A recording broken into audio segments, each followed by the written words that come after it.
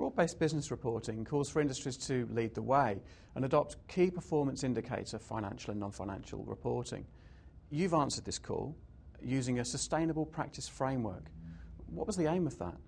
Well, what we're trying to do for the gas and electricity industries is provide them with a framework that helps them to move as quickly as possible down the path of a sustainable outcome for their businesses. And we're in the business where we impact on the environment, in the built environment, but increasingly concerns about greenhouse gas emissions. A sustainable future for our industry really means we have to deal to all of the elements of a sustainable business, and that includes for us environmental questions. And what were the principles of the framework? Well, the framework's actually got 9 principles, and they broadly group into sort of 4 or 5 areas. The first area is what I'd regard as good business practice. So it's about making sure you've got good governance arrangements in the business, that you actually are delivering value for your owners and for your stakeholders, your customers, and finally, and very importantly, that the health and welfare of your staff is properly cared for. The second area, not surprisingly, that the principles address is really around environmental. It's around ensuring that we use resources efficiently, that we minimise our impacts on the environment, and that we're very conscious of what we're doing there. Today, for our industry especially, greenhouse gas emissions and reducing them is also a very important element of our sustainable practice principles. The next broad area we have focused on is around community and stakeholder engagement. Many of our businesses are large employers in their local area. Many of them are rurally based.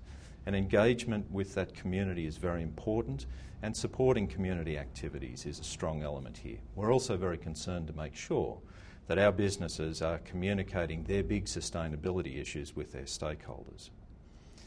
And I guess none of this would be complete if you didn't also talk about how this is a journey that we're going to be on. And so continually improving and openly reporting about your sustainability outcomes is vital, and it's the final area that our principles address.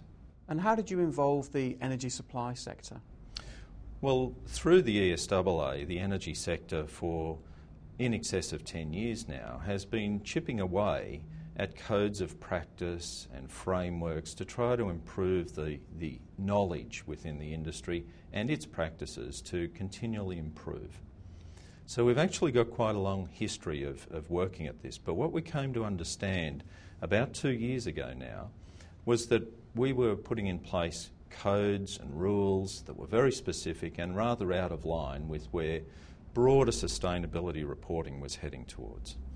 So over the course of 12 months, we actually got together all of our members, we hired a consultant who was expert in the field, and we took a long look at how it was that we could make this a lot more efficient, how it would work for businesses, and that they would actually get value from a framework. And so with the help of around 40 businesses, a consultant, learning from all of our past experiences and our mistakes, we brought forward the framework that we have today. And importantly, that framework focused on the Global Reporting Initiative and included the electric utility special parts for that initiative. And by doing that, we've actually hooked into the international and the national arrangements that are recognised, that are easily adapted and fit quite nicely for our industry. There must have been some challenges along the way too. Oh, undoubtedly. And we must be one of the most heavily regulated sectors in the Australian economy from both an environmental perspective, from market perspectives, you name it, we're subject to regulation. So our businesses already suffer from quite a substantial regulatory reporting and measurement requirement. The last thing we wanted to do was add another layer to that. That's just a straight business cost and it's not helpful. So one of the great challenges that we confronted was how do we make this efficient? How do we get it so that businesses want to adopt it, it's easy to adopt, and it fits and helps their business? And the answer really was to stop being so prescriptive about everything. It was about using the GRI, and it was about understanding what was already required of the businesses and how that could be used to actually satisfy much of the framework and for it to be used to continually improve and move forward. That was a big challenge, but we think pretty confident at this stage we've met that challenge. So what's the next step for business reporting in the energy supply sector? Well, from here, we've so far, in a short space of time, got 70% of our members already signed up to the framework, with more indicating that they're on the road and look forward to signing soon. So I think our first challenge is actually to get as close as we can to 100% adoption of this, and I fully expect we'll get there on that.